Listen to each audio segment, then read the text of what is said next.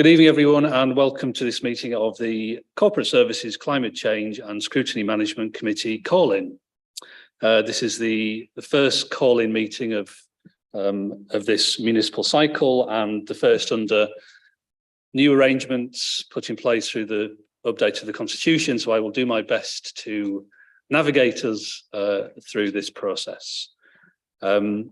Housekeeping: if any members of the public need to use the toilets at any point, they're just behind me here, and to leave the building, please use the door on my left. There's no fire alarm planned, so if the alarm does go off, then please follow us outside.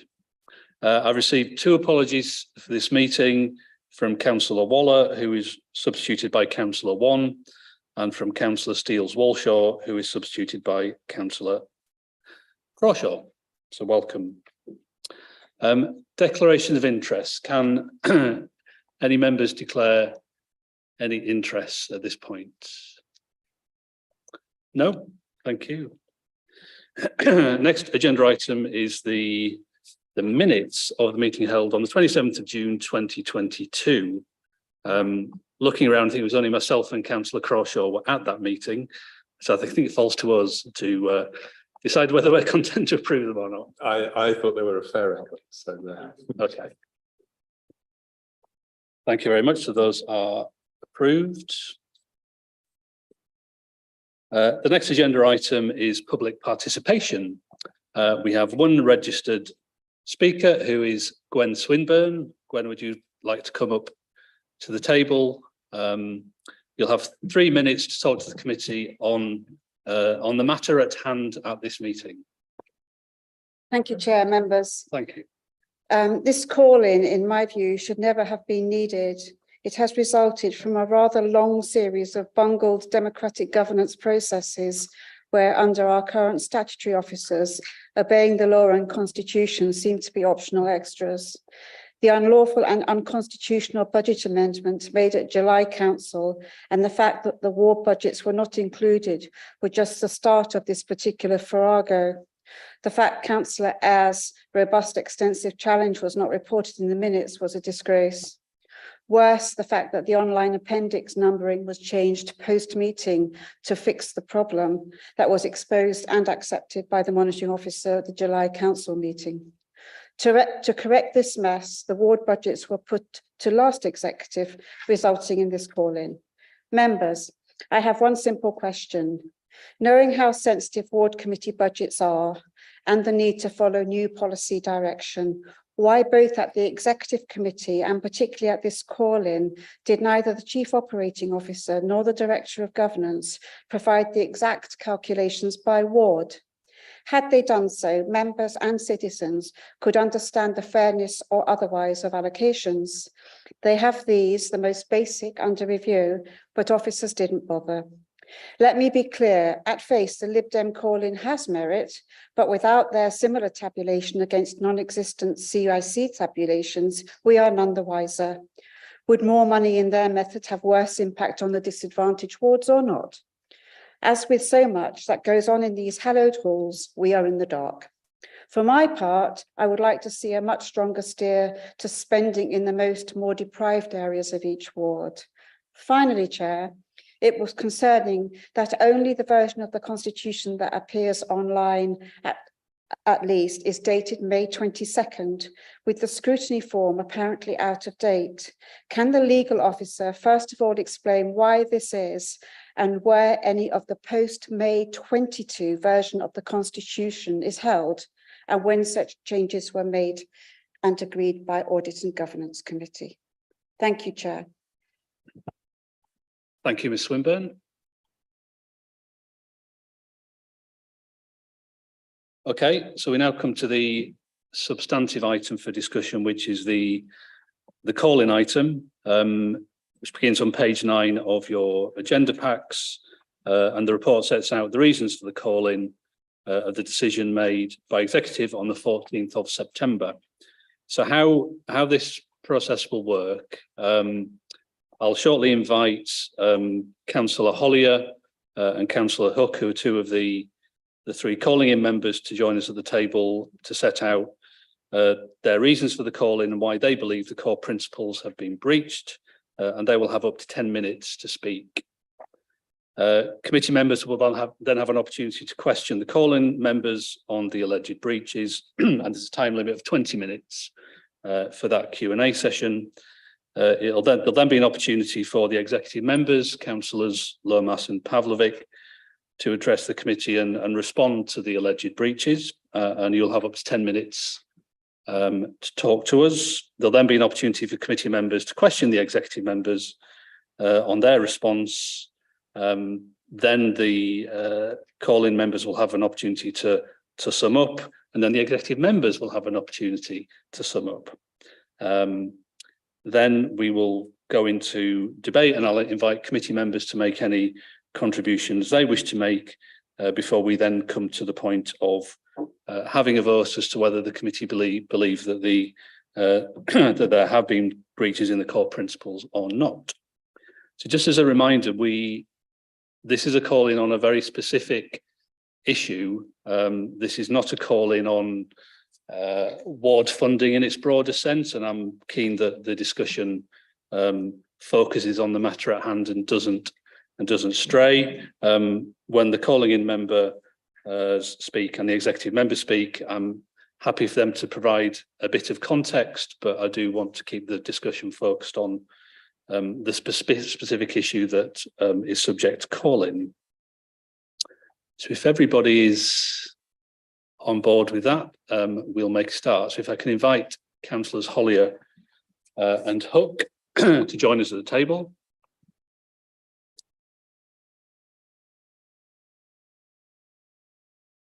So you have up to 10 minutes to talk to us and set out the reasons for the call-in. Over to you. Okay. Thank you, Chair. The issues with the allocation of ward funding date back to the end of July, when wards received their new allocations. Since then, I've been raising the issue through various channels, but with the addition of the changes to the last exec agenda to sidestep the issues with the appendices we've heard about, gives an opportunity for it to be looked at by this committee and hopefully resolved more formally. By way of background, as councillors will know, the new ward funding regimes consist of two pots, one of £105,000, which is spread across wards in proportion to the number of councillors, so that a single member ward receives £2,234, a two-member ward receives £4,468, and if my maths is right, a three-member receives £6,702, which is all relatively neat and tidy, and a second part of £145,000, which is allocated, it is claimed, to direct funding to more deprived wards based on the 2019 Index of Multiple Deprivation. There is also, in theory, a £100,000 pot set aside for citywide applications, though I've not heard of any applications to it yet or any receiving funding. Excluding the £100,000 pots, which wards will not have access to individually, and which will presumably be swallowed up at some point, there's been a cut of about £350,000 annually and about £600,000 in total if you include the highways capital spend, which was also formally devolved to wards. I think once the initial horror at the scale of the cuts subsided, I looked more carefully at how the funding had been allocated and noticed that there was, I assume, an error in the formula, and that is the subject of this call-in. In terms of that error, what has happened, and apologies for the maths, is that an average score has been calculated for each ward by building up the average scores of the individual local super output areas that form that ward. However, this average score is then used without consideration of the ward's population to split the £145,000 funding pot.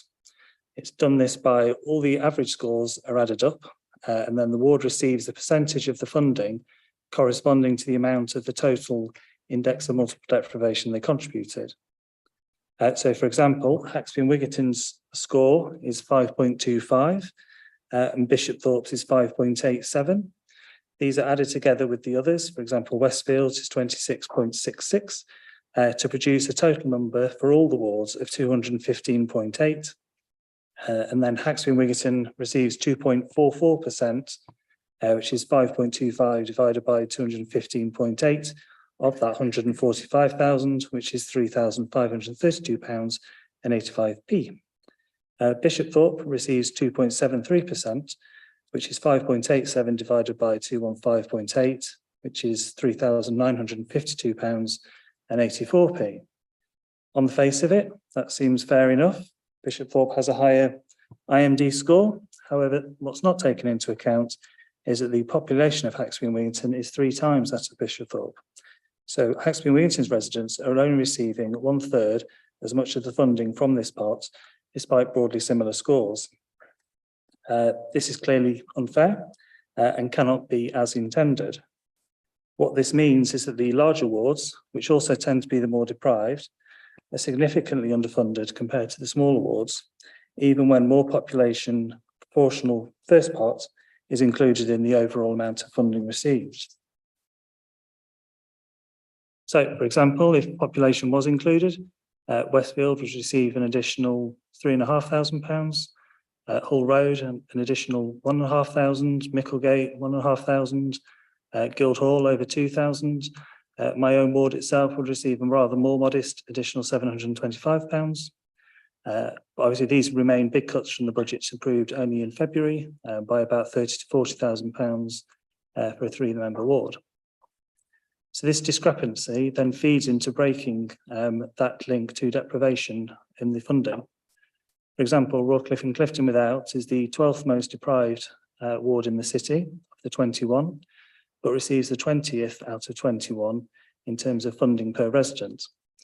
Bishopthorpe is the 15th most deprived ward, but receives the 5th highest funding per resident. Huntington and New Earswick is the 6th most deprived, but receives the 12th in terms of funding per resident. My own ward is bottom of the pile for per person funding, but actually is 17th of the 21 in terms of deprivation. Clifton, despite a score of 22.79, receives approximately 20% more funding per resident than Westfield, which has a score of 26.66. So this then goes to those principles of governance. Clearly decisions have been made which are not in line with the intended outcomes, and factors have not been considered, because if they were, we wouldn't be here.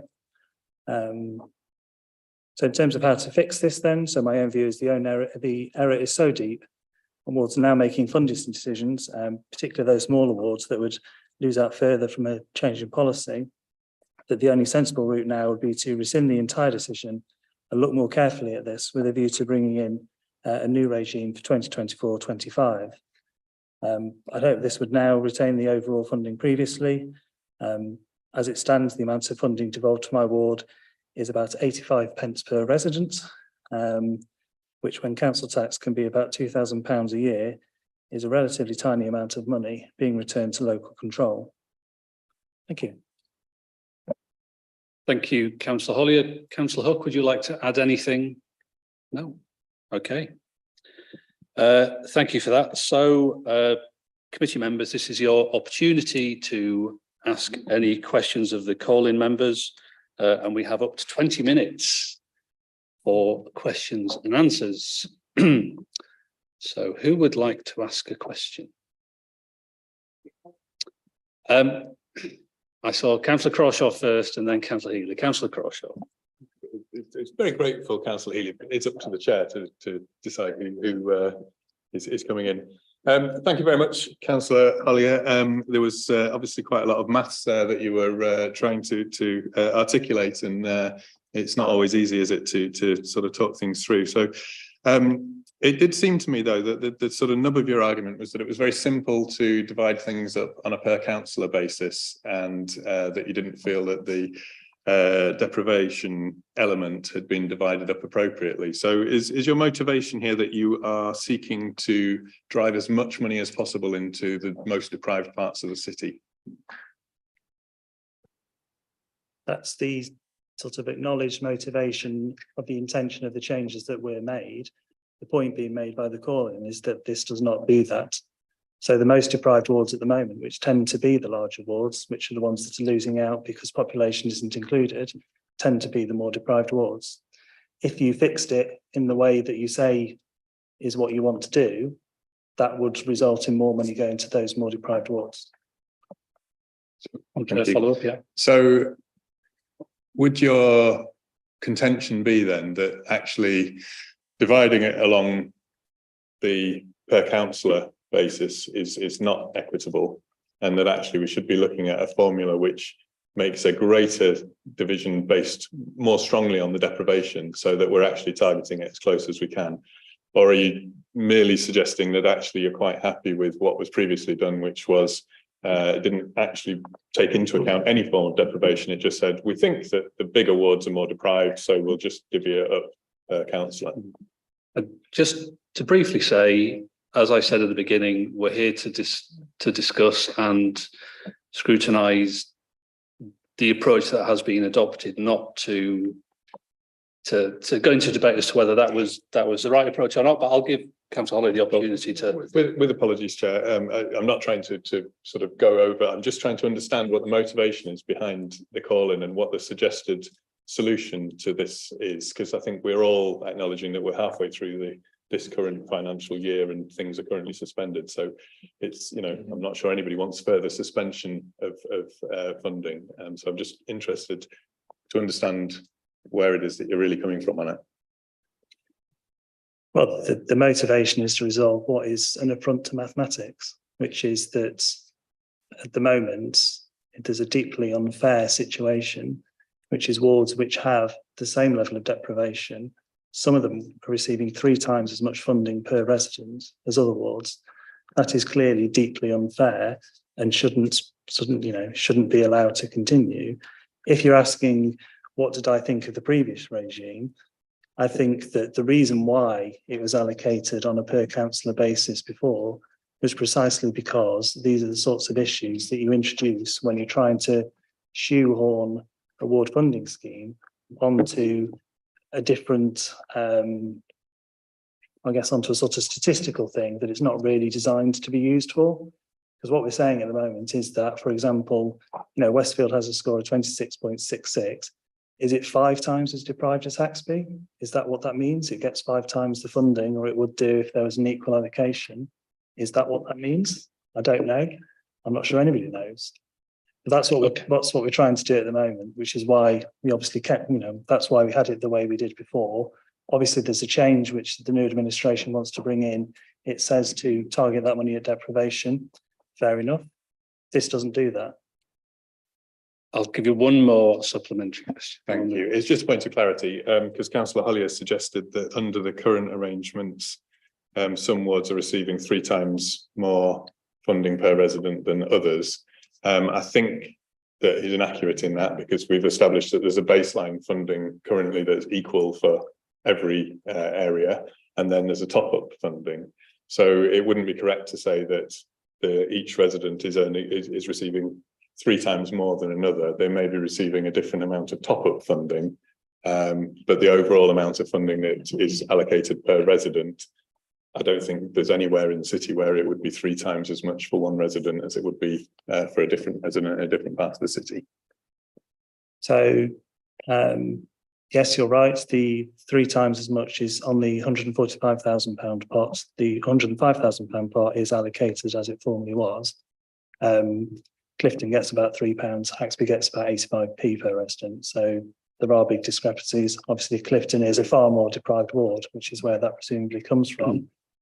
If you look at wards that are the same level of deprivation, so Bishopthorpe and Haxby, which is why, and apologies to Bishopthorpe residents, Bishopthorpe residents get about twice overall, even including the baseline, than Haxby, because of that discrepancy. Thank you. Councillor Healy. Thank you, Chair. Keeping this to the subject of the call-in, when you found this error, I presume you took it to officers, and officers subsequently took it on. Has there been an acceptance that an error has been made and does need to be, that an error has been made? I did take it to officers, asked questions back and forth, and got honest answers from them as to what they were doing, what the intention of it was. I wouldn't say that, and I've shared those with exec members as well. I wouldn't say that there's been an admission that this error is something that they see as well. But certainly I've brought it directly to them as well as I can. So that's, no, sorry, supplementary? Yes, So it is that an ongoing conversation, or has there been there's no error? There's been no further contact on it with officers since the meeting where I stated my position and they stated theirs, and I took that to be the point of diversion essentially. And I gave them all the information I had. Okay, thank you. okay. Councillor Widdowson. Just a simple, hopefully simple question. The most deprived ward, we've got we know, and the least deprived ward we know. So using those just two as bookends, what in the calculation, because the whole aim of this was to make sure that the most deprived wards got the most money because they're the most deprived. That was the aim, wasn't it, of the way that we were calculating the ward funding? Yeah. So has the most deprived ward got the most funding, and has the least deprived ward got the least amount of funding? So the most deprived ward is Westfield, and that has has not got the most funding. That has gone to per resident to Clifton, which is a bit less deprived, but because it's a 2-member ward, it gets more funding per resident because there are fewer residents, which is why it gets higher in the list. The least deprived ward is Cotmanthorpe. I think that probably comes somewhere in the middle, because obviously it's getting essentially 3 times as much funding from that element as some other wards, which pushes it up the list. Okay, so if my understanding from what you've just said there, Councillor Hollier, is that the aim of the calculation was to make sure that the funding was given out more to where it was required, the more deprived wards, and the calculation isn't doing that. That's the nub of it. Yeah. Okay. Okay, Just make a point of clarity, if I may, yes. because I do have the figures in front of me here. I think what you're doing at the moment is mixing and matching between the overall pot of funding, or the point of the percentage, how the IMD thing is split up. There's a question. Well, it's a point of clarity. I just wanted to Okay. understand, because Councillor Holly there has just said that the most deprived ward doesn't receive the most amount of funding underneath this formula. And under the IMD part of this formula, which is the part that's been called in, Westfield does receive the most amount of funding. And the least deprived ward, I think, is Cotmanthorpe, you said. And from my figures here, Cotmanthorpe receives the lowest amount of funding under this formula. So I think that you're mixing and matching the parts of your argument. And if we're calling in the formula, then the answer to Councillor Widdowson's question is that yes, the least deprived ward receives the least amount of funding, and the most deprived ward receives the most amount of funding. Would you care to respond? The point is, those don't take account of population. So Westfield, yes, receives more in an absolute terms than Clifton, but Clifton has only 2/3 of the residents. So whilst, yes, Westfield receives a bigger pot of money by £1,000 or £2,000, Clifton has 3,000 less residents and therefore receives more per resident, which is the point that's being made. Yes, Cotmanthorpe receives the least, but it also has one of the smallest numbers of population. I think if we can be, when we're talking about the pots, if we can be clear, we're talking about the pot that is subject to the calculation that we're here to discuss. I think that's helpful. And if I could just be clear, when you're dividing it up per councillor, exactly the same situation occurs? No.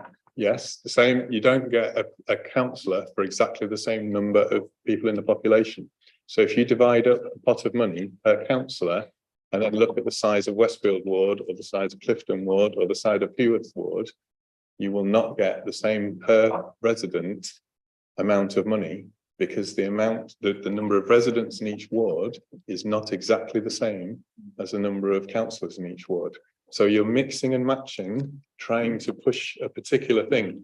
If what we're trying to do Is there a question? sorry, I'm into debate. Sorry, apologies. No, I mean, no, that's not true.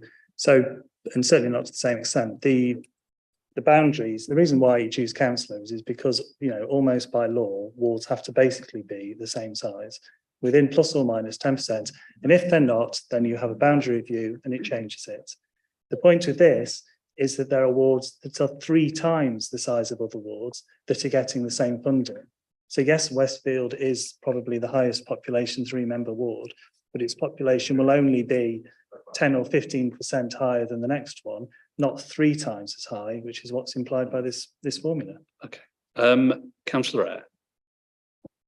Thank you, Chair. I was going to try and bring us back to the call-in rather than a wider debate, which I'm not really sure what we're talking about. So as I understand it, is this correct, Councillor Hollier? We're not calling in the £104,998 that's allocated by ward councillor. That's completely irrelevant. That's not a discussion to be had at this particular meeting.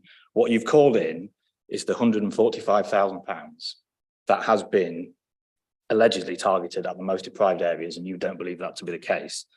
So in my calculation, for example, my ward receives £1.50 per resident from that, as opposed to Westfield £1.32. So under this allocation of the £145,000, youth without ward receives more per person than Westfield. Is that what you're saying is clearly not trying to achieve what the £145,000 has been described as achieving?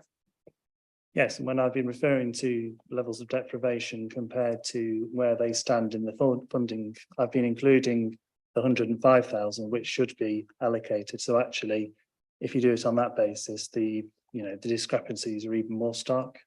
But yes, essentially that is the issue with the funding formula, is how the 145,000 has been allocated. The 105 is as it used to be. You know, you can agree with that or not. No change has really happened. If the system, so that's a follow-up question, if the system was correct, as perhaps will be asserted further on, how could Hughes without receive more per person than Westfield if this was literally targeting the most deprived wards? Well, it can't. Councillor Healy. Super quick question. When you were doing this calculation, did you do it on per person all the way through until the very, very end, and then you multiplied by the number of people in a ward to give an amount for a ward? So it's not based on councillors at all, it's based on per person all the way up until the very end, where you need to aggregate it into council wards. So the 105,000 is based on councillors. Yeah, forget that. No one's talking about that. The other one. On the 142, on the 145,000. Yeah, that has no relevance to number of councillors at all. That's just population. Good. Councillor Rowley. Thank you, Chair. So I need to state at the outset, maths is not my strong point, and I can be baffled. My level of Sudoku is always easy. That's how poor I am with numbers. I have other strengths, by the way, but we won't go into those at this meeting. So ostensibly, I think what you're saying, if we lay aside all the numbers, ostensibly what you're saying is missing from the formula is the number of population, and therefore, because that's not been taken into account, the whole formula effectively falls down. So if you take numbers out of it, is that effectively what you say for a simple man like me?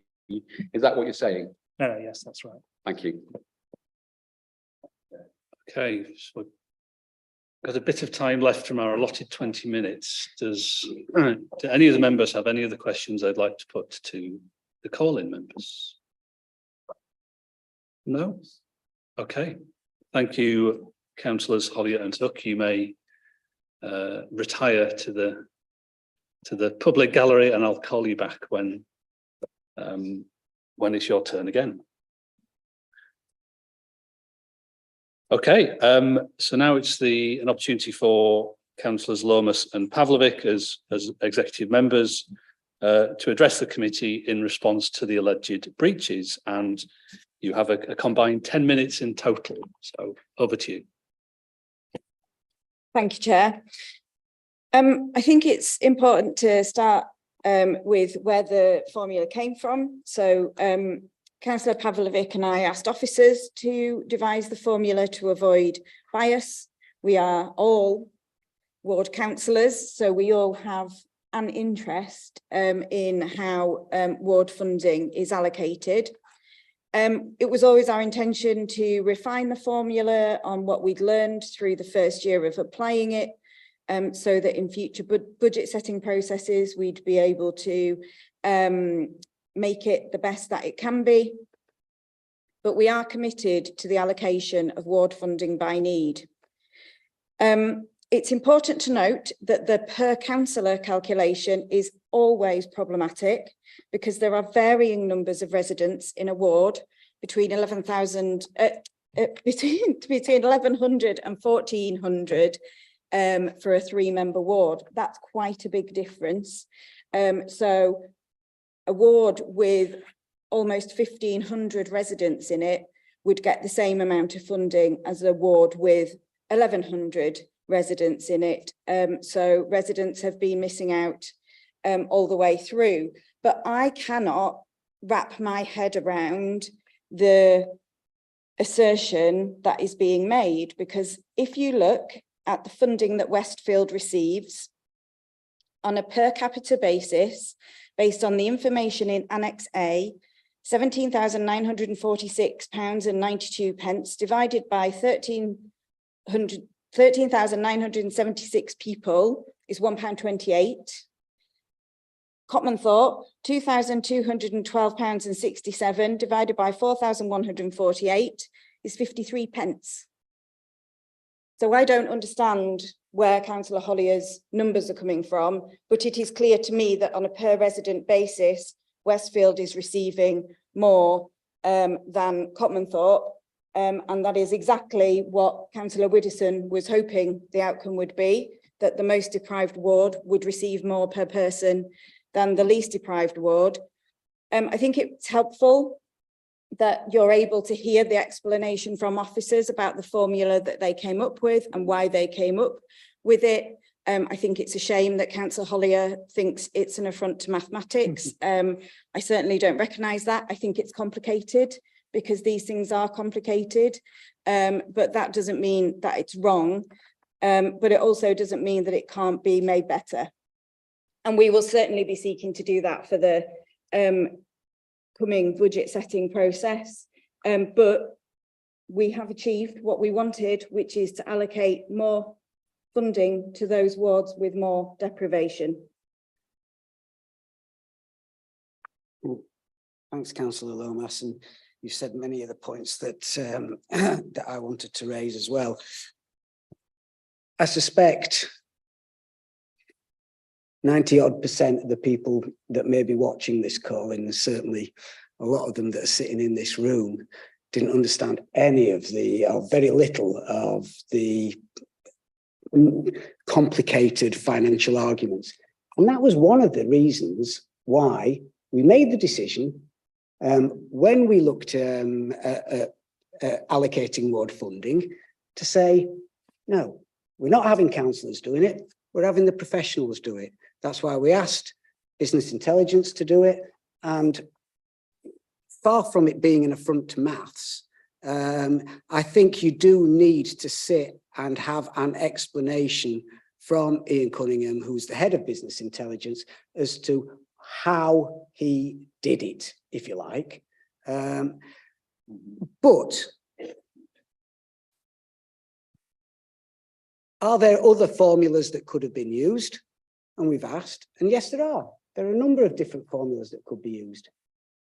We could have used one based on population, as Councillor Holly has suggested, but that would flatten out the deprivation curve, is what we are told, and that would defeat the whole object of why we decided to allocate the money based on the areas where there were most need. It's as really straightforward as that. That was the priority of this administration. That's what we introduced. That's what we're delivering. And I can't reconcile the let's have more money for the bigger wards, even if they don't have the same levels of deprivation, because that makes no sense to me, and it defeats what we came into power on a manifesto of. So, you know, I do think you need to talk to the officers on this, and I know you were saying that they're only available for technical points, but this is so fundamental that you can't get away from. One, the call-in is based on flawed maths, is the argument. The officers are saying they're not flawed maths and they stand by the decisions that they made. There is another model, there's more than one formula. And as Councillor Lomas has said, when we come to set the budget next time, which seems to be also what Councillor Hollier said right at the very end of his call-in, is when we're doing the 24-25 budget, it may well be a refinement of the formula that we've used at the moment, but that will be based on officer calculations and officer recommendations.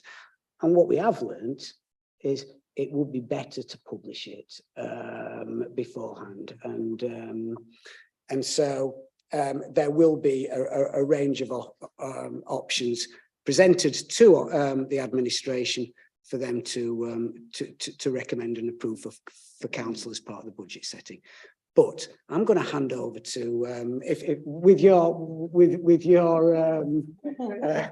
consent, Chair. I'm not trying to chair this meeting, but I am going to ask Councillor Cunningham, Ian Cunningham, to yeah, I've promoted him to explain why he stands by the figures and whether the figures presented as an alternative meet the criteria that he was set. Before Ian Cunningham comes in, I'll just read out the role of officers in attendance at these meetings. They may provide assistance to the executive member and contribute to the meeting as required by advising the committee on strategic, financial, legal, technical or operational basis of decisions taken or considerations given. So on that basis, I'm content for Ian to tell us what he a bit more about the work he did. Thank you, Councillor Fenton. I thought I might get out of it there. You took it out, and it's nice to be promoted to being a councillor straight away. No, it's okay. I've met all you before. It's fine. So look, it's not easy. Whichever way you come up with a formula here. And there's all sorts of different data sets that we can use as an authority to do it. I mean, I've worked with virtually everybody in the room over the years, and you know, we do things like the ward profiles. We have data released by government every day, and we could bring lots of different things into the model. But we've tried to bring in things for simplicity and regularity because it is tricky. So if I just go through a couple of things, first of all, index of multiple deprivation score. So some people in the room will know that isn't released at a ward level. It's released at a lower level than that, an LSOA level. And so we've had to do a calculation on the way to actually create a ward score. That's not a perfect calculation by any stretch of the imagination, but it's the best that we can kind of do there, which is in order to do that, look at each population within the LSOA and then come up with combine that together to come up with a final score. And I'm not sure we've got too many issues there, that IMD score, but people could do it very slightly differently. I'd also just like to point out index of multiple deprivation is only released every 4 years. Okay, so it is based on a slightly older number. That might not be an absolute on the ground fair reflection, but it's data that's available. And I think the councillors before have talked about looking about this in future iterations. And it's worth noting that index of multiple deprivation is released after Christmas. So that might be something that we decide to look into in February and March. We've then got a census population score that we've used, but there's lots of different population scores. Okay, for people who've worked in this field, you'll know that there's mid-year estimates, end-year estimates. There's all sorts of different versions that are released to us by the ONS and by central government, and that makes it rather challenging to pick one of them. But what we have tried to do is come up with this final index of multiple deprivation score. the question is, do I stand by it? I think was a bit. I think it's just a sensible way. I think it passes the sense check at the end in order to, of what I've seen over 20 years here of working with data, our most deprived communities having the most amount of funding. Now, there were quite a few per head of population scores being mentioned before, and we did have a chat, didn't we? We've chatted a number of times, and I haven't reconciled all of those. I'm not saying the mathematics is wrong over there. I'm just saying that when it comes to the test of per head of population, funding per head of population, it's not exactly perfect, but it does pass that kind of the general test of the most deprived wards do receive the highest amount of funding. So Councillor Lomas gave an example there for Westfield Ward and for Cotmanthorpe. It is difficult. I mean, the one thing I would say is if some wards get slightly more money, some wards are going to get slightly less. And so where the weighting is towards deprivation, at the end of the model, it doesn't bring in a total population. So Councillor Hollier is completely correct to say there is a ward which has a higher population, but with a lower deprivation score and doesn't receive as much funding. He's completely correct to say that. I don't disagree with him at any point on that one. But we have brought population into the other part of the model to work out for the IMD score at ward level. You've talked about, I know it's out of the conversation, the other £105,000, which is based on a population there. And so there are going to be 2 or 3 wards that have a higher population and a lower deprivation score that lose out. And there's wards like Rawcliffe and Clifton without Hackney, Wigginton and Hull Road. Okay. But the money does go to other areas. So I'm not going to try and do the 42p per resident piece. Okay, but hopefully that's a general description of how we got to the final stage. Thank you. So thank you for that, Ian. Under the rules, there isn't really, it's not anticipated that there'll then be questions of officers. This is a point for questions to executive members. So that's how I plan to proceed. But thank you for that information. So I've got Councillor Eyre, then Councillor Rowley. I suppose the question is quite a straightforward one. Was it the intention of this policy to move funding from Westfield to Hughes Without Ward? Councillor Eyre, I think you know the answer to that, which is that we intended to allocate funding on the basis of need.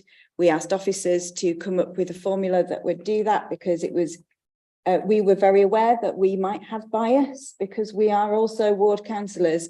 So officers came up with a formula. You've just heard the explanation of how the formula was arrived at.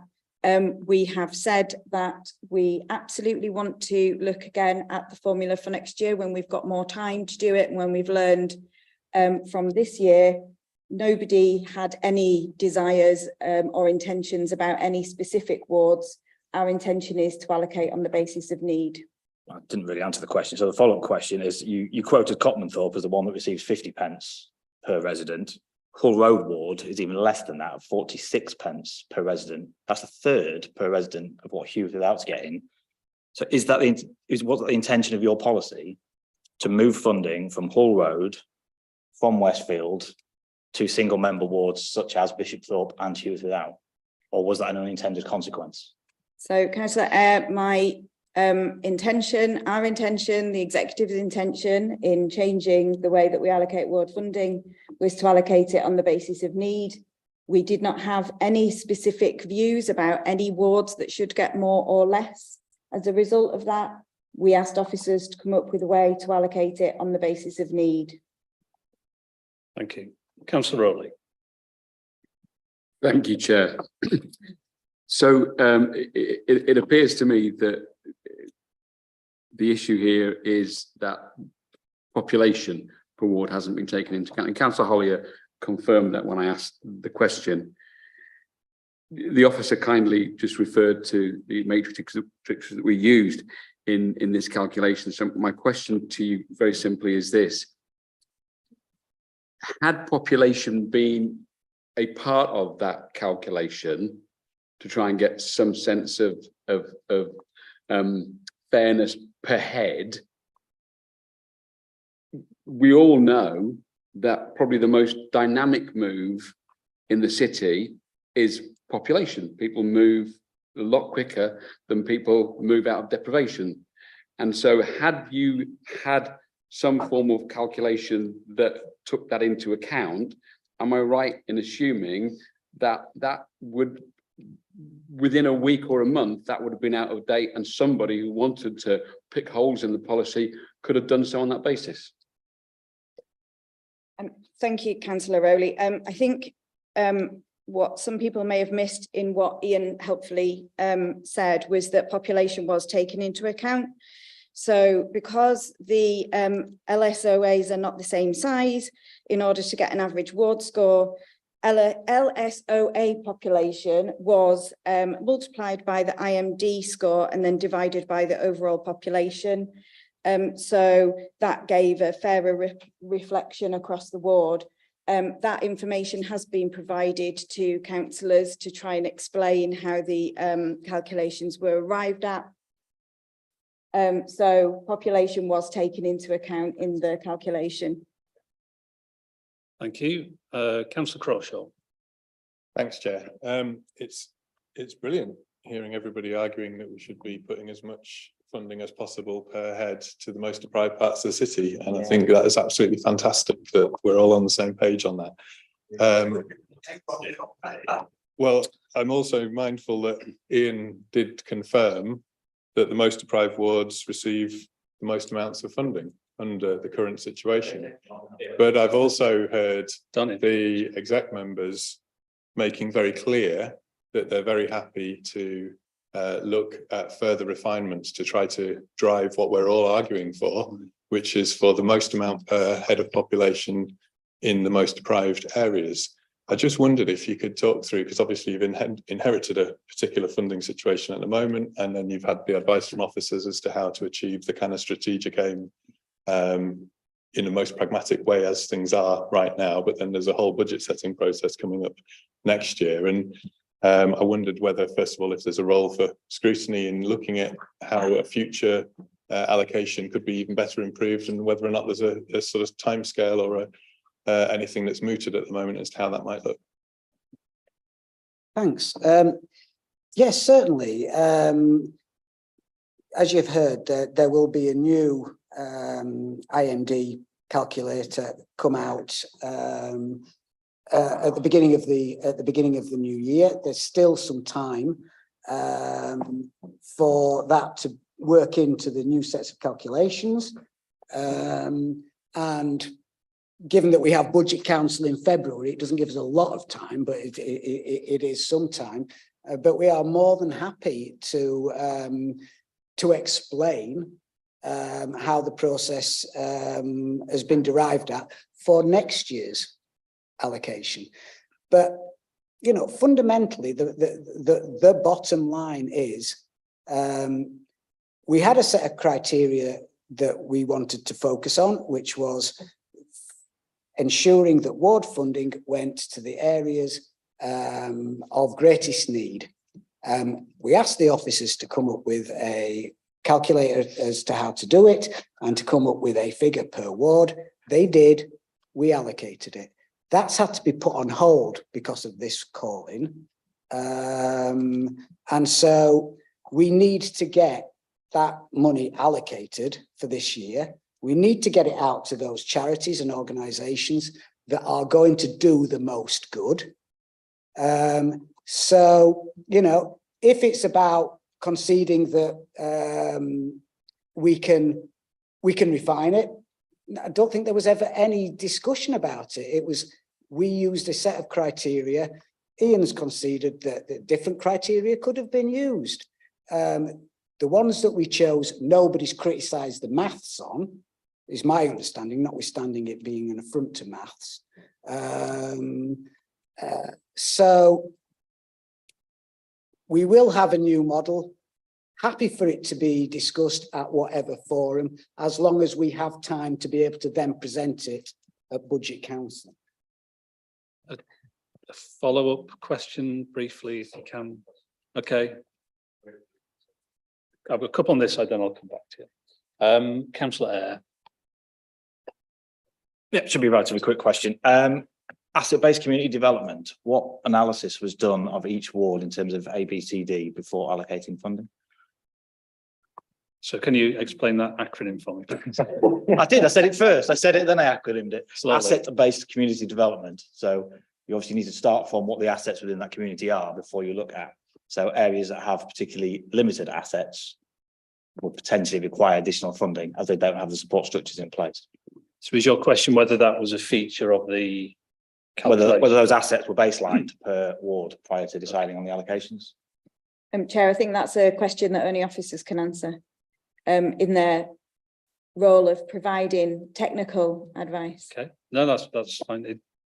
So Ian Cunningham, could you answer that one, or an officer?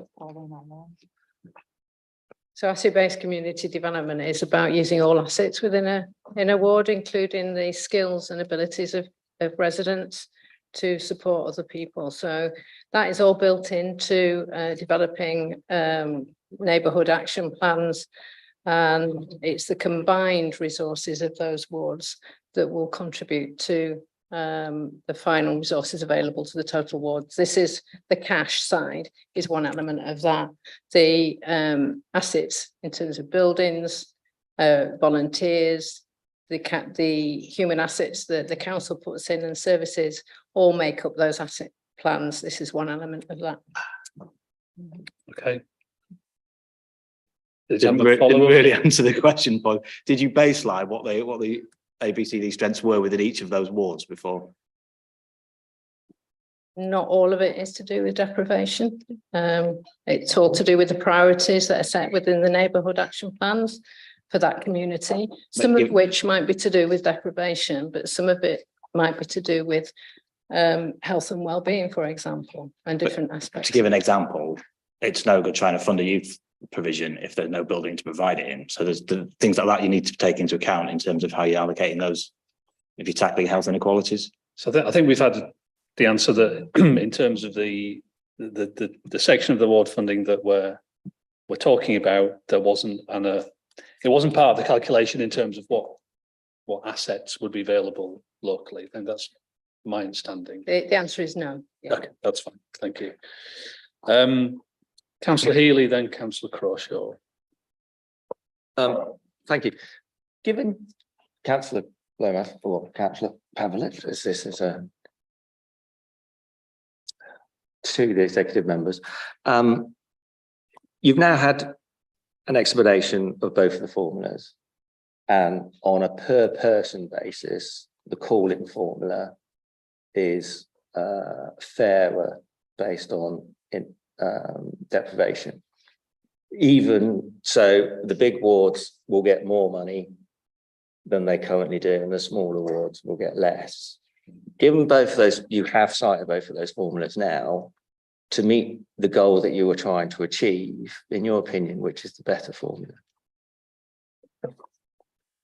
Councillor Healy, I don't know how many times I can repeat the same phrase, but we know that no formula is going to be absolutely perfect. We asked officers to devise a formula, which they have done. We are very happy to review the formula, to talk to everyone before we decide on a formula for next year so that we can refine it. But no formula is going to be perfect. And, you know, sometimes we make assumptions based on what is our impression of a particular ward that's not borne out by the data. So we've used a data-led formula. Are there other formulas? Yes, there absolutely are. Are there other ways you could calculate it? Yes, there absolutely are. What we wanted to avoid was any double counting, which I believe the notion that Councillor Hollier put forward did do. Because the IMD scoring system that Ian has put together already accounts for population. So we would need to spend time properly scrutinising any suggestions, which we absolutely intend to do ahead of the budget setting process for next year. But for now, we think this formula is the one that's in place, and to avoid any more time spent with ward funding suspended while the calling goes ahead. We think that we should just get on and you know, allow wards to make their allocations. And I think, you know, there is no flawed maths in the formula that's being used. There are many, many different ways to calculate how you allocate something. This is one of them.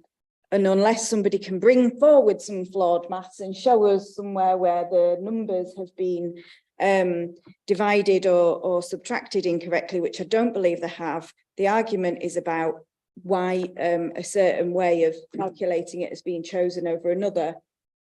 That doesn't mean this one is wrong, just means it's different. Yeah. But were you just to take Councillor Healy's point of just basing it on population, that would have seen Westfield losing by £8,000. I didn't say that. Oh, I thought that's what he'd said. No, not at all. Oh, right. Applying population weighting for that on top. But that would be a double count, and Councillor Lomas has made that. Councillor Crawshaw. Thanks, thanks, Chair.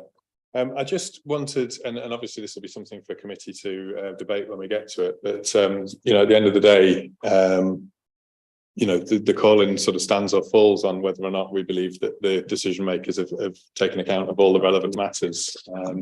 And I just wondered if you could just give us a sense of, you know, I think you already are doing to some degree, but, you know, to what extent you've interrogated the situation as it is, to what extent you feel you've had the information that you've needed before you when you've reached your decision. And as I say, I think you've already kind of given some indication of where you intend to go with it from this point on. Yeah, thanks. When we set the parameters, which we made crystal clear, we asked the officers to come up with it. They came up with a set of figures. We asked them how they did it. They came back with the calculation as to how they did it. We were satisfied that that was a robust set of criteria.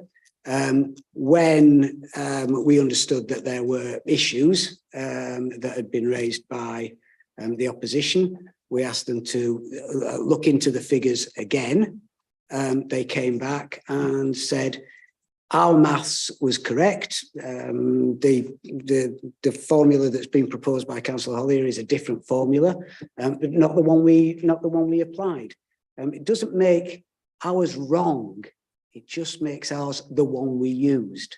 And I don't think I've not heard tonight anybody tell me that the figures that they came up with are wrong. It's just a different model that's being proposed by the opposition. So, conscious of time, are there any final questions, Councillor Eyre? It was just a follow-up on that one, really, in terms of that very simple question. Why did you not take that decision in public with a printed paper that would have allowed all of these issues to be ironed out prior to the decision being taken? I think we have answered that, Councillor Eyre. When we'd made the public decision to allocate ward funding on the basis of need, we asked officers to come up with the calculation because we were very conscious that all of the executive are also ward councillors. And so we wanted to avoid any impression of bias.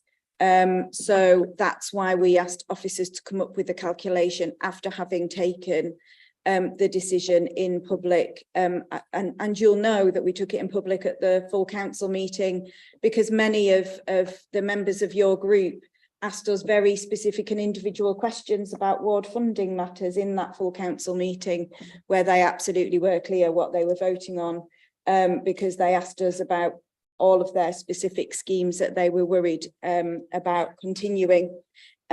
So we did make the decision in public to allocate on the basis of need, and then we asked officers to come up with a formula that would do that for us. Thank you. I'll draw that section to a close. Thank you very much, executive members and members for your for that discussion. I'll now invite Councillor Hollier to return to the table as a lead signatory, and you have 5 minutes to sum up. No questions at the end of this, just a 5-minute sum up. So over to you. I'll have a go. Got a few scribbled notes. I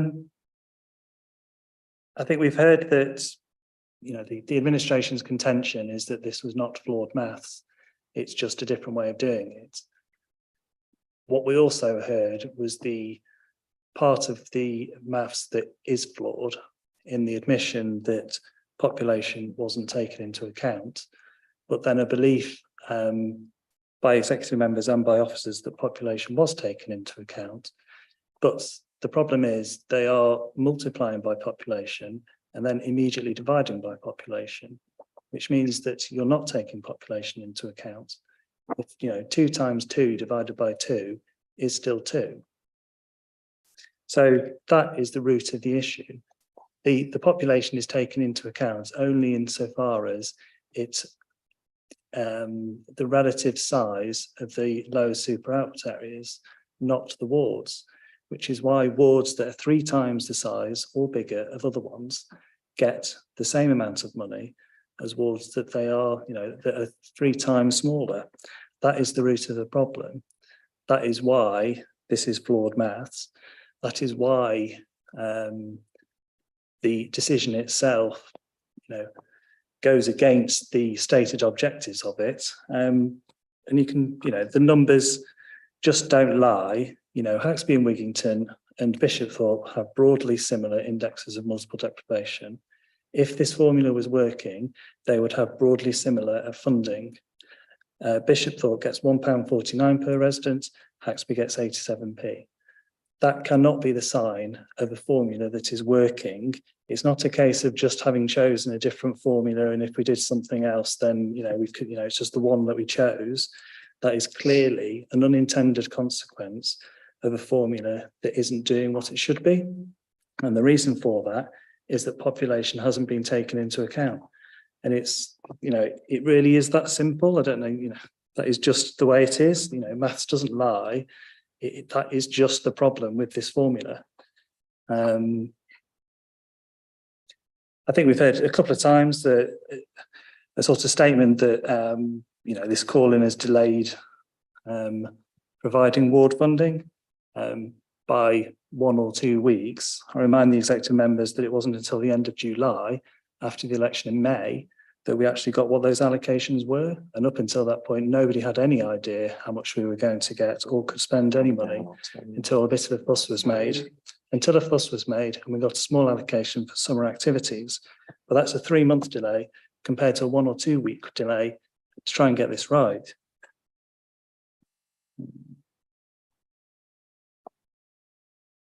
Yeah, I mean, we've heard that it's not exactly perfect, which I think is code for we accept it's wrong. It's not an issue with the IMD itself, it's just simple maths. No account is made of the ward's population. And as we've heard, you know, in terms of the reasons for the call-in, we're looking at whether all relevant matters and things were taken into account. Clearly they weren't, because we wouldn't be here. The error wouldn't be here if they were. That's as much of the notes of things that I heard that annoyed me along the way. Thank you, Councillor Hollier. You may return to the public gallery. Okay, so now it's an opportunity for executive members to sum up, and you two have 5 minutes. Yeah, thank you. Not exactly perfect means exactly what it says, which is not exactly perfect. And I don't think any formula will be exactly perfect, because that's not the way that the world works. And we've absolutely accepted that there are going to be things that we'll need to learn from what's happened this year, so that we can develop the formula for future years. That's not in contention. I think the accusation of flawed maths is problematic, because it's not flawed maths, it's just maths that isn't giving you the answer that you want to hear. That doesn't mean it's flawed maths, it just means that it's not giving you what you want to hear from it. And of course, as we know, you can carve up things in different ways to give you the answer that you want. We absolutely did provide funding at the beginning of this administration 25% funding was given to wards so that they could embark on their summer programme while we worked out how funding was going to be allocated, because we wanted to make sure that that was done in a robust way, and it has been. And, you know, I stand by the fact that Westfield, which everybody acknowledges is the most deprived ward, is getting significantly more funding per capita than Cotmanthorpe, which is one of the least deprived wards. But I would also add that we're all making assumptions about levels of deprivation in wards, and we shouldn't necessarily make those assumptions. We all have our notion of which wards are most deprived, but we have to use a data-led approach to allocating ward funding, and that's what we've done. That's not to say we can't improve that, and where we can improve it, we most certainly will for future years. But I don't think that there is anything here that says that it is so flawed that it can't be used this year for the allocation of ward funding. Thank you. Lies, damn lies and statistics. And we've heard the accounts that Councillor Hollier has made in his summing up. There's not a reflection of, of what we said. We said it was a process that we had to come to. We allocated money for the summer as quickly as we possibly could, not because we were put under any sort of pressure, because we recognised that there did need to be summer provision funded. So all I want to say is we came to a set of priorities when we fought the election, was that we would support the most vulnerable in this city. That's what we've striven to do. We have a model with the ward funding, which is not perfect anyway, as a way of supporting the most vulnerable, and we stand by that. And you can throw all the brickbats in the world about flawed maths, but the fundamental bottom line is we will support those wards that have the greatest level of deprivation, and those that don't, won't. Okay. Thank you, councillors Lomas and Pavlovic. So we now move into the phase where committee members can make any contributions they wish. You do not at this point have to give an indication as to which way you're wanting to vote. It's really to make any observations. Obviously, we're past the Q&A session, so it's an opportunity for members to have their say on what they've heard.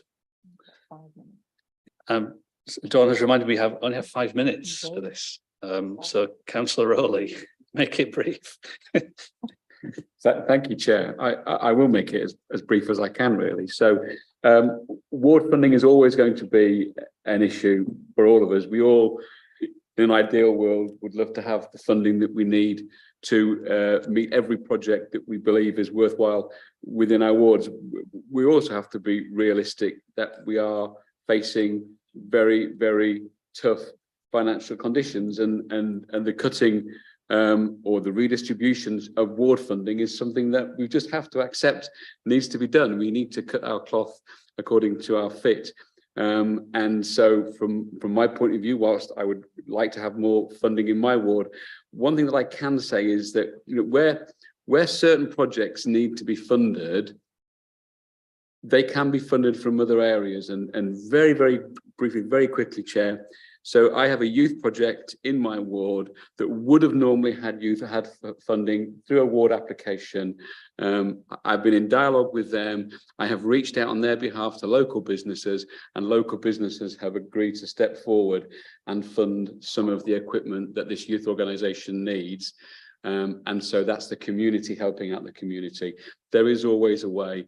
As has been said, there's no perfect formula, but this formula is one that's been tested and tried and put on the table. Thank you. Just to correct myself, you've got 5 minutes each.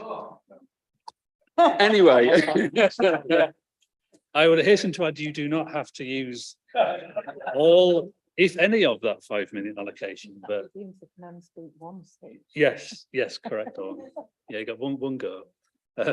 Councillor Eyre. Thank you, Chair. I think I apologise perhaps on behalf of myself and Councillor Pavlovic. I think we may have been responsible for the rules of this particular calling when we did the constitutional review. So it was a very interesting and long conversation. It was interesting the bit about having officers, because it was actually your group that wanted to remove the officer section of that particular bit. Interesting how things work, but that was so that's 30 seconds of my thing. I think this has been quite a strange calling, because Councillor Crawshaw was right in that the stated aim of everybody does seem to be the same in terms of how this formula would think. I agree with what Councillor Pavlovic said at the end. He believes that those with the most should have the most, those with the least need have the least. Councillor Rowley was right but this isn't what it does. It literally doesn't do that. I mean, Councillor Pavlovic's own ward, Hull Road, less than £1 per person compared to £2.50 in Hughes without. I don't understand how you can look at those numbers and not see this really doesn't work. And it isn't a question of right or wrong. I thank Ian for all the work he's done, and I wrote lies, and damn statistics as well. The problem with these sorts of things is whatever you put in, it's inputs and outputs. It is a process thing. Whatever inputs you get will lead you to the output you get. And so you're going to have, as we've discussed so many times, myriad of different ways of doing this. But that is why I believe this should have always come to a public decision. So this could have been looked at, and some of the issues discussed, and we would never been in the situation we're in. That's why we're delayed, because it was pushed through. And to clarify some of the comments earlier, we never thought we were voting on this. Those comments about ward funding at that full council were related to the cuts to the budget. We never made any reference to the formula because we hadn't really seen the formula. No one knew anything was happening. We did ask specific questions about when we would, but it was done in secret. It was done behind closed doors. So nobody had the chance to do this. That's where the error was made all the way along. I think the calling says, with all the relevant matters taken into account. They weren't, because nobody took them into account. The executive member herself has agreed that she didn't look at what the asset bases were within all those things. That's a very simple piece of relevant information that could have gone into that. All the work and all the knowledge that is around the 47 councillors we have could have gone into that to get a better formula.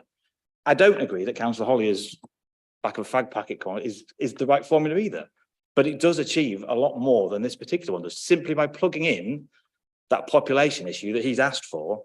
That takes money out of some of the most affluent wards in the city and moves them into Westfield.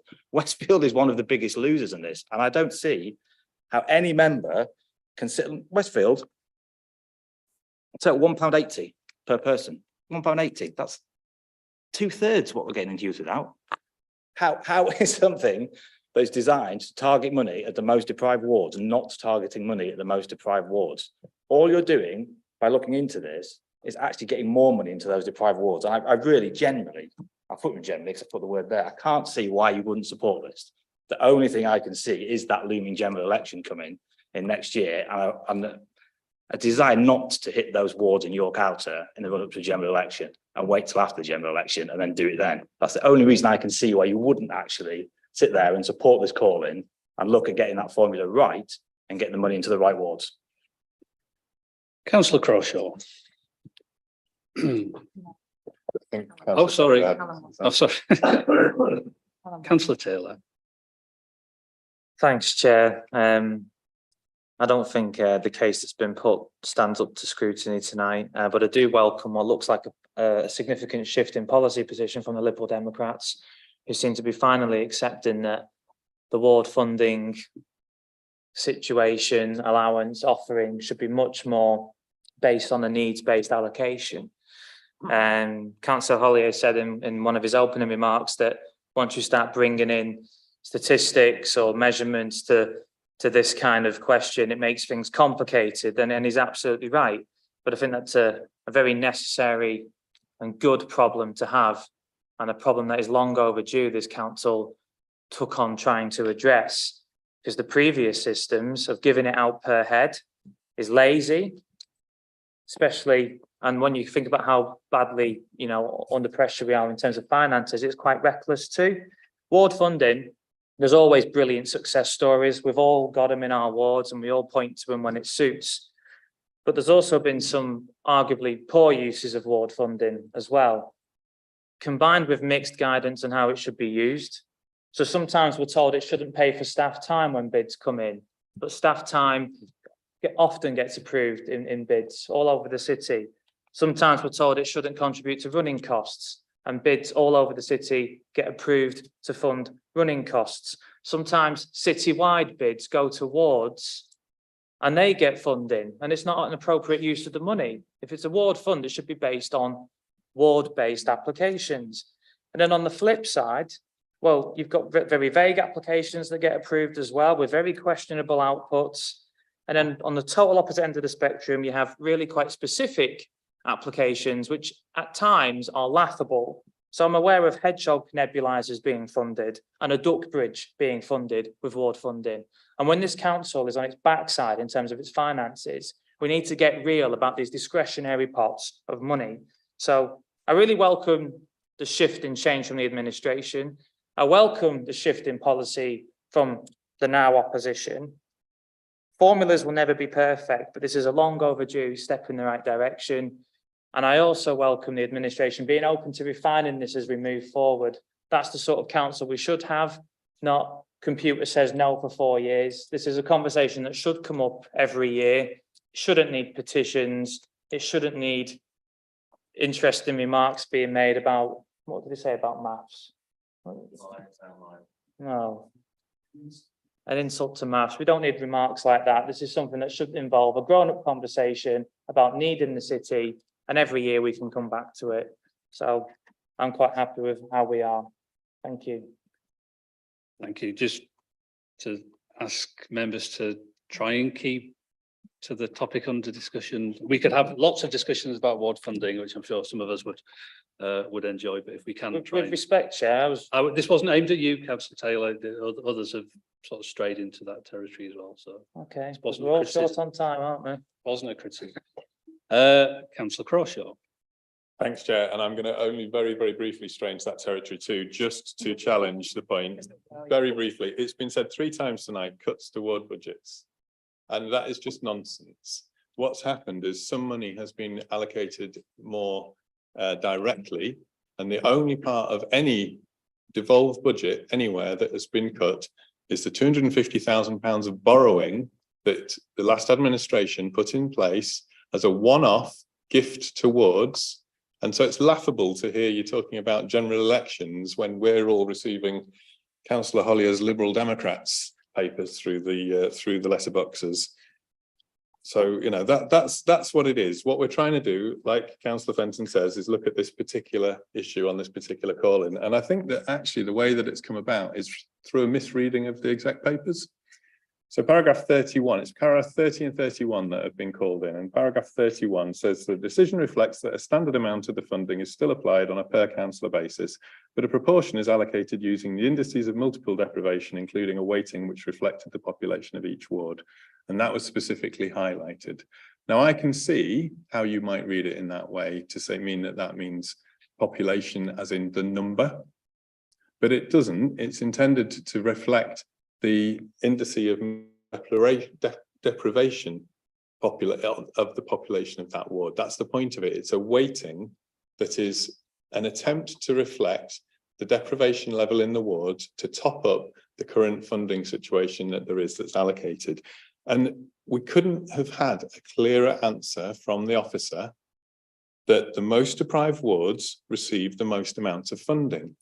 Now you're talking about lies, damn lies and statistics, and what you've done repeatedly throughout the evening is choose to take a very specific part of the funding on this one particular part of a formula within the whole ward budget, and then keep talking to us about how that means that Heworth Without gets 3 times as much funding as Westfield. But actually, if you look at the total pots overall, as we have established, the most deprived ward in the city receives the most amount of funding. The least deprived ward in the city receives the least amount, as we've all agreed should be the case. We've also all agreed that we think that we might be able to find ways of even better targeting, so that actually, hopefully, even more funding can be directed at the most deprived parts of the city. Because I would argue, actually, and I've made this point to my exec members, that an average score across the ward doesn't necessarily reflect that you could have 1 really, really deprived part of the ward and 3 really, really affluent parts of the ward.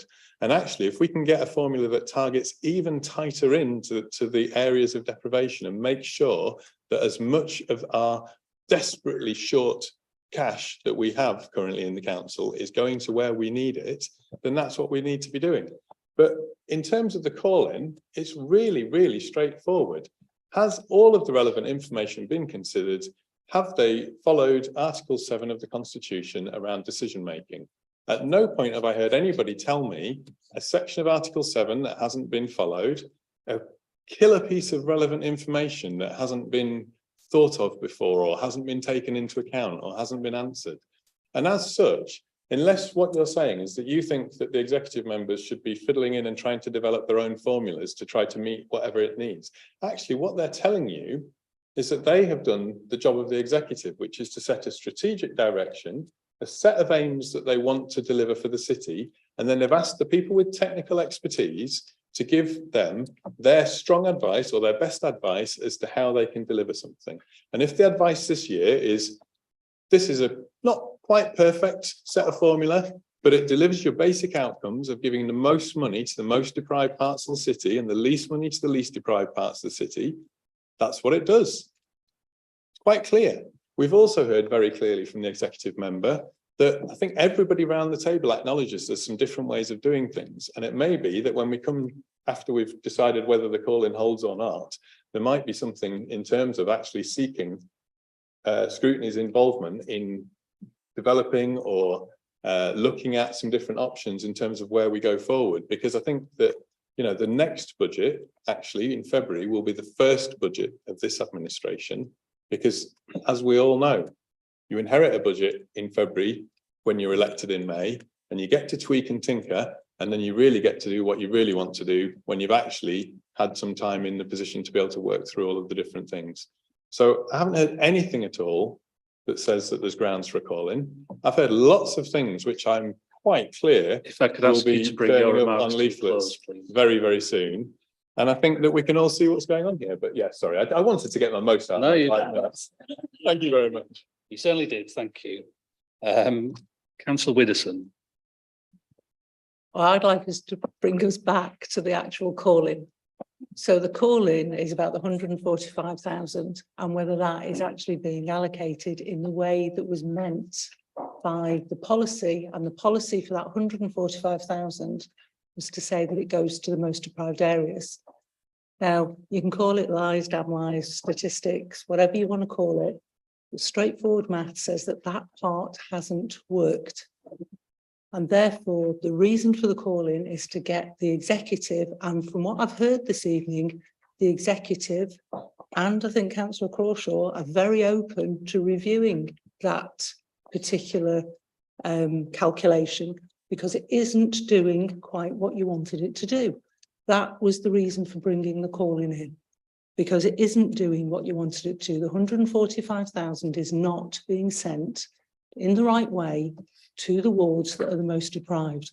Otherwise, we wouldn't all be wasting however many hours if it was blindingly obvious that it was already doing what it was supposed to be doing. We wouldn't have come here, we wouldn't have got different people to write papers, and we wouldn't be having the discussions this evening.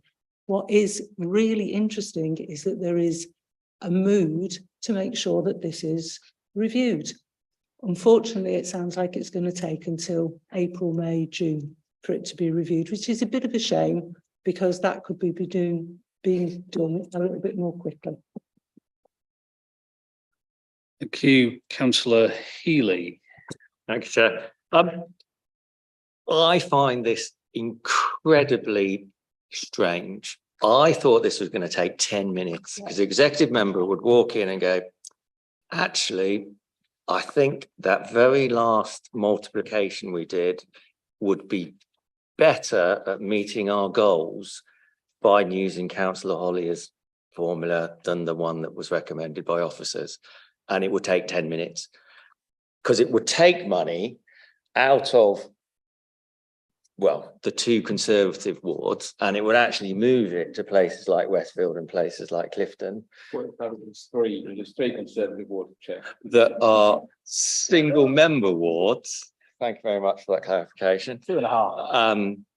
Single member wards, and move them over.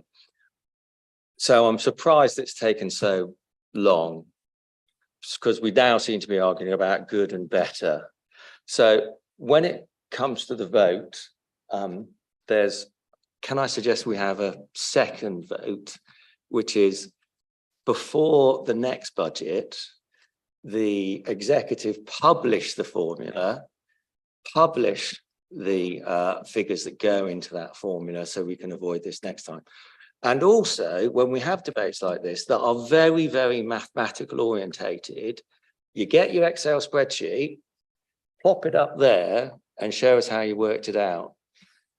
Both variations, because it will come to the very end and you go, I've got my per pence money per population, and I'm now going to multiply it by the number of people in the ward. And Heworth would get more money, and Bishopthorpe and Cotmanthorpe would get less. And us trying to understand your policies and your drivers would consider that to be a better outcome. Any of the members of the committee have anything else to say? Councillor Merritt. Just sort of reflecting on this overall process now I'm back into it.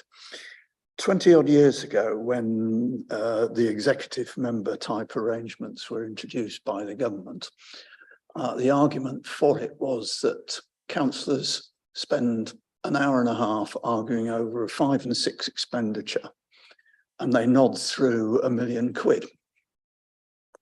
in 10 seconds.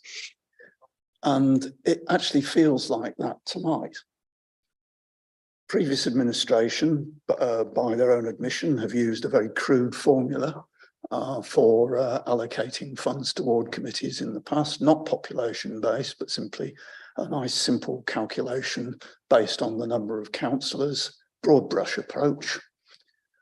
Officers proposed a broad brush approach in terms of how we meet the need. And yet suddenly it's a bone of contention with the opposition. Just think how much time and money has been spent this evening on this issue, all the officers present to support this meeting. And actually we're doing what was the criticism of councillors 20 odd years ago. There were lots of other decisions on that executive agenda of much, much more consequence to the city. None of those have been called in. Yeah, I am very disappointed to see that we are here at all this evening. And whilst criticism can be made of this particular part of the ward allocation, as I say, you didn't call in the other part, which is equally, broad brush. So I don't think there's a real case for this. I think Johnny actually highlighted the point. Has this been done outside of the basis of the call-in, that it doesn't follow Article 7 of the Council's Constitution? I don't think there's any case. Thank you, Councillor Merritt. I just think the only thing I would say is I think it's it is appropriate that this committee does scrutinise. You could sometimes see call-in as a suggesting there was a missed opportunity for sort of pre-decision scrutiny or involvement, and I welcome some of the comments made tonight about how arrangements can be looked at and potentially refined for next year. And we can, after we've had a vote, we can talk about any whether the discussion leads us into any formal requests for scrutiny involvement. I entirely take the point around taking bias out of the process in terms of ward councillors having obviously an interest in which wards get what amount of money, and it's entirely appropriate that officers are asked to come up with a formula-based approach. This call-in isn't about whether the approach isn't questioning the approach of the executive. It's around methodology, and I'm still struggling to understand, using the Haxby and Wigginton and Bishopthorpe example that Councillor Holly used, as to how that reflects what the intention was. I'm not a mathematician either. but I think it does concern me that there still remains questions and hopefully areas for improvement. So I mean, looking at the reasons for calling, have all relevant matters been taken into account? The frustration is that there perhaps wasn't the opportunity for as much input into the decision making as I would have liked, that maybe could have identified areas that could have been resolved prior to the decision being made. But that said, I do recognise the commitment to working to improve this in the future. Okay, so if nobody else has any comments to make at this point in the meeting, sorry. Oh, you've already had your. Chair, can I take the last minute of my 5 that I was denied? Sorry.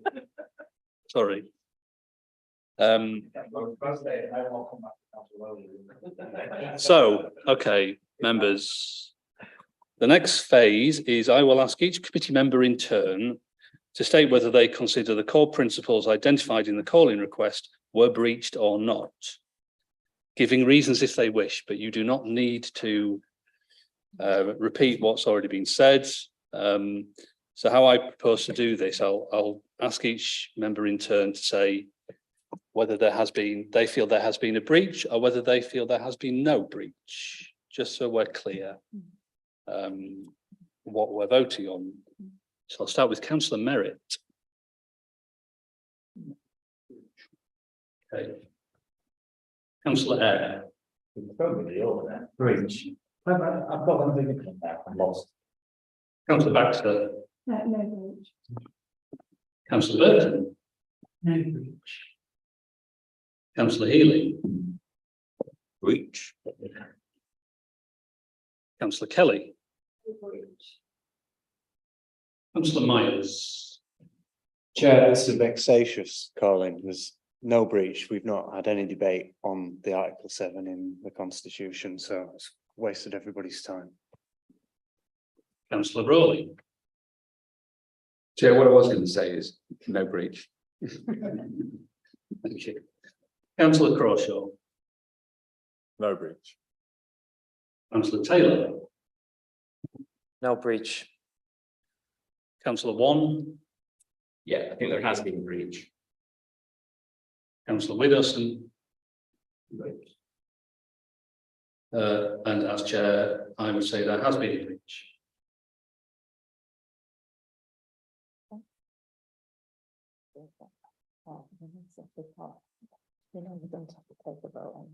Yes.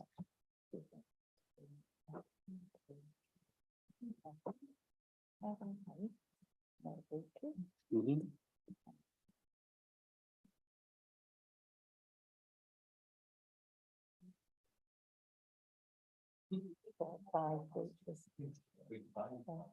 Okay. So. Not helpful, councillor. Okay. So we're going to have a show of hands as well, because that is what the Constitution requires. But I think it's in the Constitution. As and when the Constitution comes to be amended, we can hopefully sort that out. But there were 8 members indicating they felt there'd been no breach, and 5 indicating that there had been a breach. So one more time, can all those members who feel believe there has been no breach, please raise your hands. 8. Thank you. And can all those members who feel that there has been a breach raise their hand? 5. Okay. So the call-in falls and the original decision stands. Okay, next phase. Members may, if they wish, continue the meeting to suggest or discuss any areas worthy of future exploration via the scrutiny function. Would any members like to speak to that? Councillor Crawshaw? Yeah, just very briefly, I think it was indicated that there's a willingness. It does seem to me that there's a role for whether it be this committee or possibly Economy in Place. I'm not sure how it would best fit, but some sort of pre-decision scrutiny on the options that will be presented to executive for next year's allocation. And if that could take into account what appeared to be very strong consensus around the room that the very blunt formulas are perhaps not delivering as much, driving as much support and money into the most deprived areas, then I think that would be welcome. I also have a second recommendation, if that would be okay. Well, we're not in the business of making recommendations. Well, sorry, It's identifying proposal to committee. Carry on. My proposal would be, and it may be that the committee does it through a task and finish type group or otherwise, but there do seem to have been one or two little things within the procedure rules this evening of the call-in, and putting my own hat on as the former chair of this committee, I would agree. I'd also found similar issues, and I just wonder whether there's a small piece of work just to review whether or not the constitution as written is delivering what people want to achieve from the call-in process. Would you care to answer that, Dawn? Well, what I would like to say in response is actually, I suspect it doesn't need a task and finish. I suspect what we need to do is identify any issues as part of the review that is ongoing with the monitoring officer in terms of changes to the constitution, and flag those up, and then they will be considered politically through the groups, etc., and ultimately reporting to council, to Audit and Governance and Council. So there'll be ample opportunity for people to participate in that without needing a task and finish, is what I'm suggesting. But yeah, I would hope some of the issues could be fairly easily resolved. Councillor Rowley. Thank you, Chair. My point actually earlier was probably the point that Councillor Crawshaw has made, and that's just the area of pre-decision scrutiny. It's really interesting. Every single opposition group says pre-decision scrutiny is absolutely brilliant and it should be in place, and every group that seems to be in administration seems to think no, we don't need pre-decision scrutiny. And for the last 4 years I've sat with the group that were in opposition and were very much in favour of pre-decision scrutiny, and that group that was in administration clearly wasn't. So it'd just be a challenge, really. I think pre-decision scrutiny is good, and I think it's something that the current administration ought to look at in terms of moving forward. Thank you, Chair. Thank you. I recall some very interesting and very productive pre-decision scrutiny in the last 4 years. So, but maybe you weren't on the same committee that I was on. Councillor Eyre. I think it's just an appeal, Chair. I'm very conscious of my role on the Corporate Scrutiny Committee as delegating a lot of work to a lot of people. So I always feel slightly concerned that we specify. So my suggestion on the Councillor Crawshaw's thing would be that we refer that to yourself, Councillor Merritt, and the various chairs of the committee to go through the work plans and actually find out where that could plug in. So it's very easy for us to say, yes, economy in place, off you go with a piece of work. And yeah.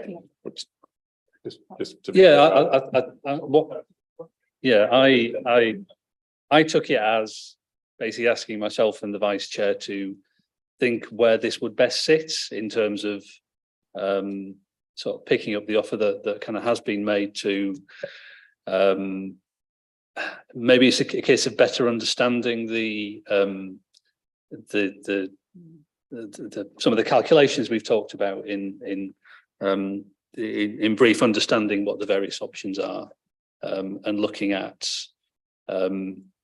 I guess how the approach chosen can best deliver the objectives that have been set out. But if the vice chair and I have a think about it and discuss with Democratic Services how that can best be done, and we can liaise with Ian in terms of, he mentioned new data being available end of this year, beginning of next. What would be an appropriate time for some opportunity for member engagement as part of that process to review and refine where appropriate. If you're happy for us myself and the vice chair to take that forward, yeah. Just, and I really don't want this to go on forever, but just in terms of what I was proposing, which I think we just need to double check the exec members in terms of your slight variation. I was suggesting that a paper that I think that suggested was going to be drawn up for executive come here first with whatever the options are, rather than what sounded a bit more like a potential working group or they'll deep dive into. No, so what I was proposing was a specific piece of pre-decision scrutiny, but okay. I mean, if that's an easier ask in terms of it's less work for officers because it's one paper rather than two. So if that sounds realistic, then that would be I'd welcome that. And I think the issue, Chair, was where might that go? That's the bit we need to determine. Okay, and yeah, we can do that. we can sort that out. Okay, turning to the agenda, so we've I think completed item 4. Item 5, urgent business. I've not been notified of any, so thank you, members, executive members, officers, democratic services staff, and audiovisual staff, and